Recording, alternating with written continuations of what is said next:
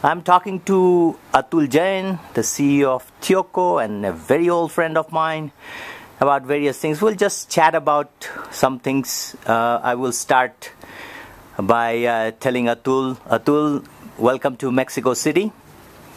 I hope you are having a productive time here.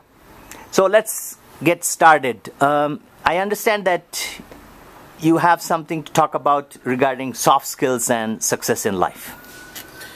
Yeah, Tapan, when growing up, we were taught that in order to be successful, you have to be good in, hard disciplines like math, physics, science, and stuff like that. I still think like that. And, as I have aged, I have come to recognize the importance of softer skills and what the role that they play in our success in our lives and in our careers. Right. And it's not something that I feel has yet been fully understood even by the current generation, let alone the next few generations. And my purpose in this brief dialogue is to try and articulate some of the ways it plays a critical role and how we can go about approaching the world in a slightly different way that may enable us to be a bit more successful and develop our soft skills in the process. Why do you think that people sort of tend to downplay these soft skills and go more for saying hard science and so on are good, but soft skills are not really all that add value to our lives? There are a couple of two reasons. One is people who don't have the soft skills really don't have any way of judging it, okay. Because they don't even know what they're talking about. Fair enough. And typically people that have the soft skills often don't have the hard skills. And then they're open to the criticism that the only reason you're gravitating towards the soft skills is because you actually don't have any substance. This is true.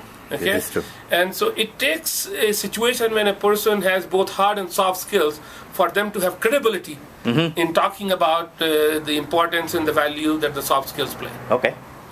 And when I talk about soft skills, I am not just talking about ability to communicate.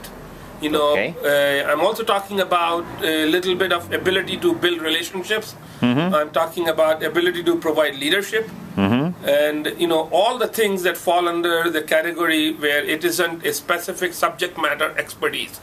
And the subject doesn't have to be something like computer programming. I mean, to me, let's say cooking.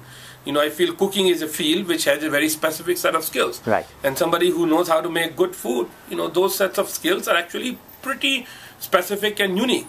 And so when I'll vote for that. Huh? I'll vote for that. Yeah, so to me, when I talk about hard skills, I'm not talking about, any particular subject, any discipline you take, and that has a set of expertise associated with that, and I call that the technical skill set, even though it may not be technical at all, like in cooking or whatever, and then by the soft skills, I tend to mean stuff that doesn't have to do with any subject matter expertise in that particular discipline. Okay. Okay.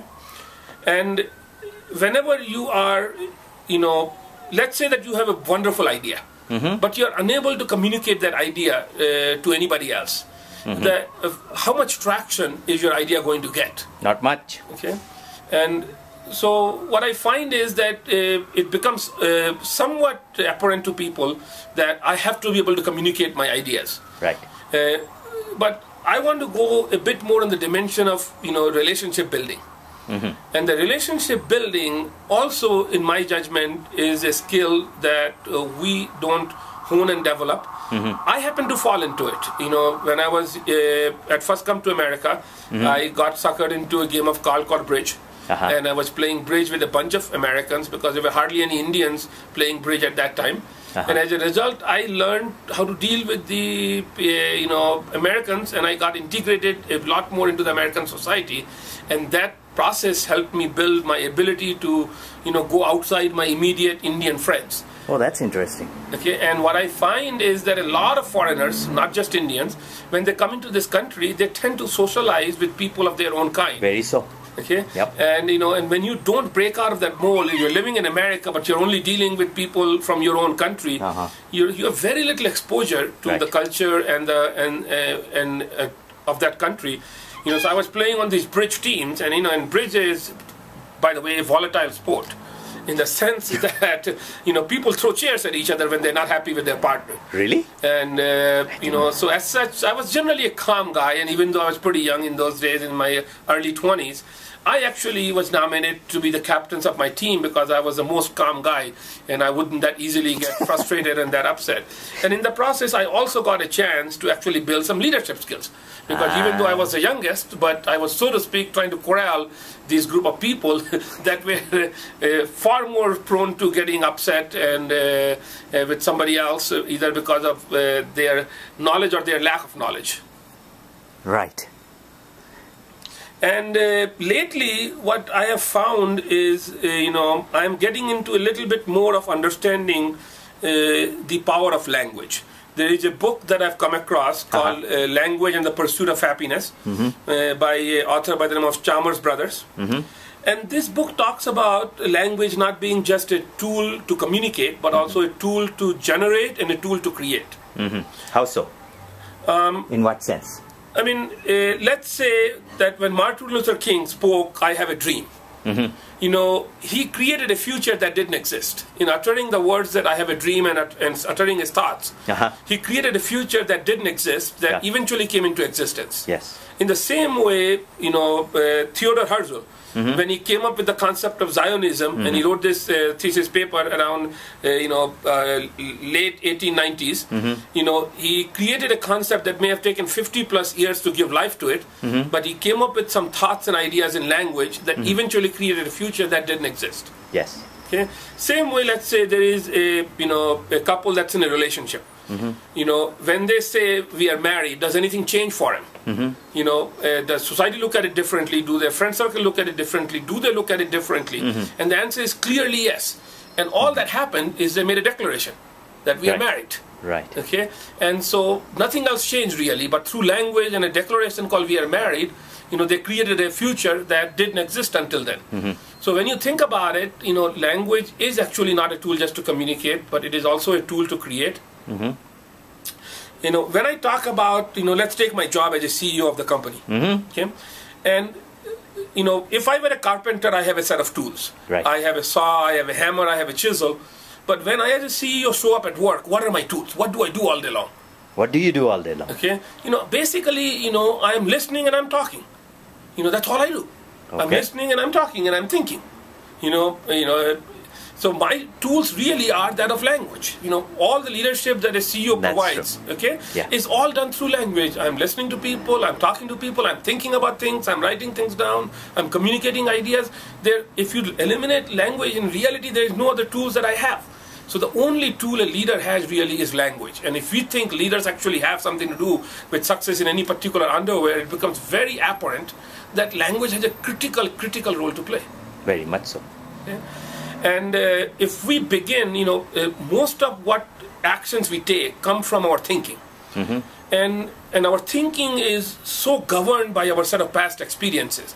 Something that we have just fallen into, we rarely examine why we think what we think.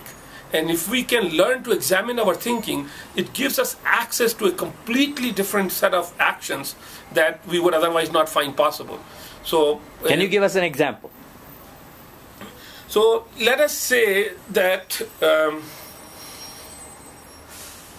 I feel that some particular person is an asshole. Okay. And I declare them as somebody who I feel is impossible to work with. Right. Okay? All of a sudden, there is no place for me to go until some time that they stop being an asshole, which is completely out of my control. Okay. Okay?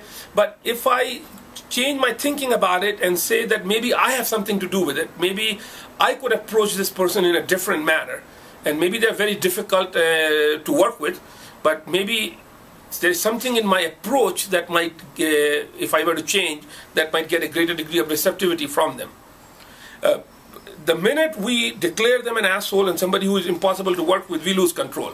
When we try to say that, I know this is a difficult person, but maybe there's something in how I approach them and how I communicate with them that can get a more of a receptive audience. Right. And perhaps I can come up with better examples, but I have found that ability to examine the thinking behind your actions gives us access to a set of actions that otherwise we don't have any access to. I mean, if we feel that somebody wants us to fail, there's no way we can get them involved in our strategy and planning, which may be the very action that's necessary for us to enroll them into our success. But that action is blocked from us because we can't imagine of that action while we put them in this category of somebody who wants to see us fail. Okay. But when we remove that thinking and say maybe that assessment that we are coming up with, because it's not something we know for sure, it's just an assessment we made up. Right. Okay. And if that assessment is not serving us, what's the point of that assessment?